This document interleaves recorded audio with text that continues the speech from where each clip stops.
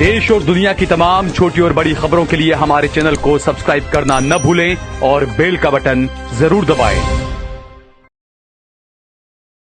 नमस्कार दोस्तों, स्वागत है आपका देश लाइव में और आपके साथ मैं हूं आशिमा त्यागी। दोस्तों, गुजरात की धरती जिसे लोकतंत्र की प्रयोगशाला कहा जाता रहा है, आज एक ऐसे सवाल के सामने खड़ी है जिसने पूरे न्यू इंडिया के दावे को कटघरे में लाकर खड़ा कर दिया है।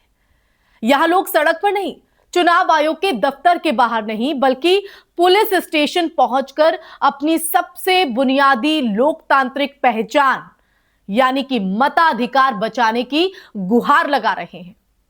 सोचिए, जिस देश में वोट देना नागरिक का अधिकार है, उसी देश में अब वोट बचाने के लिए एफआईआर दर्ज करानी पड़ रही है। और यही है गुजरात में चल रहे एसआईआर और फॉर्म 7 का सच, जो आज मोदी शाह की राजनीति के लिए गले की हड्डी बनता जा रहा है। तो क्या है ये पूरा माजरा, बताऊंगी मैं आपको आगे। मैं चर्चा में आगे बढ़ूं उससे पहले आप लोगों से अपील, इंसाफ के आवाज को बुलंद करने के लिए और सच्ची पत्रकारिता के लिए हमारा यानी देश लाइव का सहयोग करें। साथ ही डिस्क्रिप्शन में दिए गए लिंक को ओपन कर ज्वाइन बटन दबाकर आप हमसे यानी देश लाइव से सीधा जुड़ सकते हैं दोस्तों वापस आज की चर्चा पर लौटते हैं और बताते हैं वो पूरा सच जो क्यों प्रधानमंत्री नरेंद्र मोदी जी के गले की फांस बनता जा रहा है।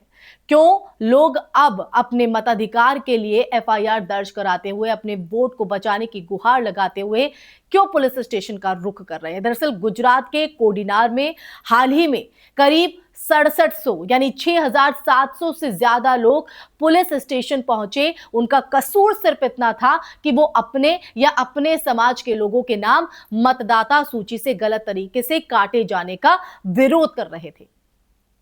आरोप साफ है, बड़ी संख्या में मुसलमानों और दलितों के खिलाफ बिना वैध आधार के फॉर्म 7 भरकर आपत्तियां लगाई गई ताकि उनका जो नाम है वो वोटर लिस्ट से बाहर किया जा सके। ये कोई तकनीकी गलती नहीं, बल्कि एक सुनियोजित राजनीतिक प्रक्रिया का आरोप है दोस्तों। अब आते हैं फॉर्म 7 अगर बात करें फॉर्म 7 के मकसद की, तो फॉर्म 7 का मकसद कानून में स्पष्ट है। अगर कोई व्यक्ति मृत हो या फिर स्थानांतरित हो गया हो या अयोग्य हो गया हो, तभी उसका नाम हटाने की जो प्रक्रिया है वो शुरू की जा सकती है। लेकिन जमीनी हकीकत यह है कि कोई भी व्यक्ति खड़ा होकर बिना ठोस सबूत के किसी के भी नाम पर आपत्ति दर्ज कर दे रहा है। और इससे भी गंभीर बात यह है कि चुनावी कानून कहता है कि गलत और झूठी जानकारी देकर फॉर्म 7 भरने वाले के खिलाफ एफआईआर दर्ज हो सकती है, जिसमें 1 साल की सजा और 1 लाख रुपए तक का जो जुर्माना है या कहा जाए कि दोनों का जो प्रावधान है। सवाल उठता है कि जब कानून स्पष्ट है तो अब तक कार्रवाई क्यों नहीं हुई। यह स्पष्टता कानून की है तो फिर कार्रवाई करने में देरी क्यों होती है। और देखिए, यहीं से एसआईआर की जो पूरी प्रक्रिया है वो संदेह के घेरे में आ जाती है। अगर ये एक निष्पक्ष और पारदर्शी अभ्यास होता तो लोग डर के मारे पुलिस स्टेशन नहीं पहुंचते। लेकिन जब एक खास वर्ग के मतदाताओं के नाम बार बार निशाने पर हों और शिकायतें बताएं कि ज्यादातर फॉर्म जो है वो 7 बीजेपी यानी ज्यादातर अगर देखा जाए तो फॉर्म 7 बीजेपी और उससे जुड़े हिंदू संगठनों के जो कार्यकर्ताओं की तरफ से भरे जा रहे हैं, तो लोकतंत्र की आत्मा पर चोट होना स्वाभाविक है। ये केवल वोटर लिस्ट का मामला नहीं, बल्कि राजनीतिक बराबरी और नागरिक सम्मान का भी सवाल हो जाता है दोस्तों। इस पूरे घटनाक्रम को देश की राजनीति से अलग करके नहीं देखा जा सकता। संसद में राहुल गांधी की तरफ से गुजरात में मोदी को हराने की चुनौती देने के बाद राज्य की जो राजनीति है उसमें अचानक सक्रियता बढ़ी है। और कांग्रेस का आरोप है कि एसआईआर के जरिए चुनावी मैदान को पहले ही असमान बनाने की कोशिश की जा रही है। अमित चावड़ा जो गुजरात कांग्रेस के प्रदेश अध्यक्ष है, पूरे राज्य में यात्राएं निकालकर जनता से सीधा संवाद साध रहे हैं। उनके बीच जा रहे हैं। उनके साथ साथ पूर्व विधायक गयासुद्दीन शेख, इमरान खेड़ावाला और इसके अलावा असलम साइकिल वाला और शहजाद खान जैसे नेता भी इस मुद्दे पर जो है खुलकर सामने आए हैं, खुलकर अपनी जो राय है वो जनता के बीच दे रहे हैं।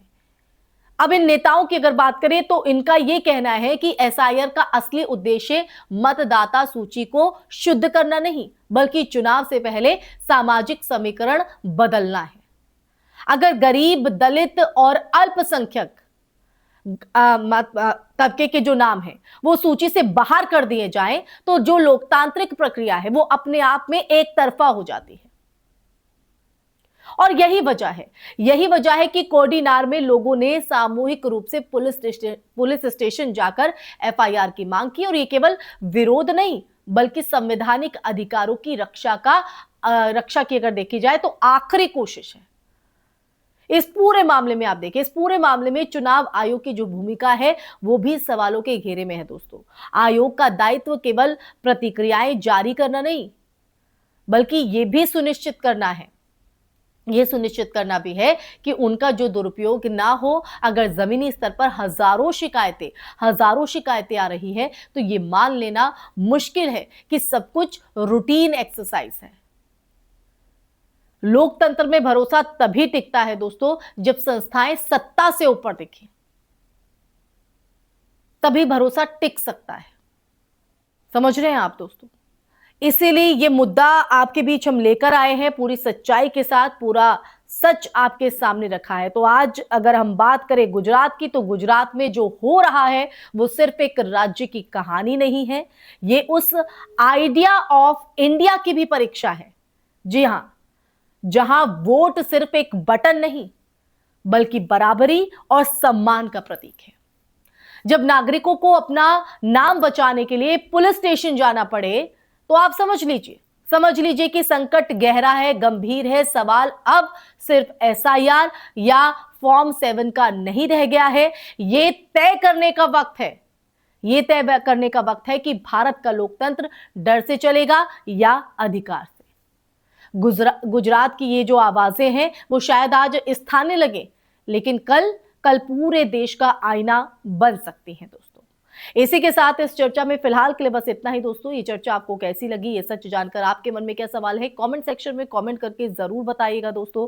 साथ ही कोई मुद्दा जो आपके जहन में हो और आप चाहते हैं कि उस पर बात हो तो आप वो भी शेयर कर सकते हैं ताकि अगली वीडियो में हम उस मुद्दे को भी शामिल कर सके। इसी के साथ इस वीडियो को ज्यादा से ज्यादा शेयर कीजिएगा दोस्तों। हमारे चैनल देश लाइव को सब्सक्राइब कीजिएगा।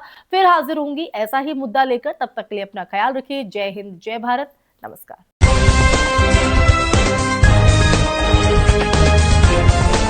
देश और दुनिया की तमाम छोटी और बड़ी खबरों के लिए हमारे चैनल को सब्सक्राइब करना न भूलें और बेल का बटन जरूर दबाएं।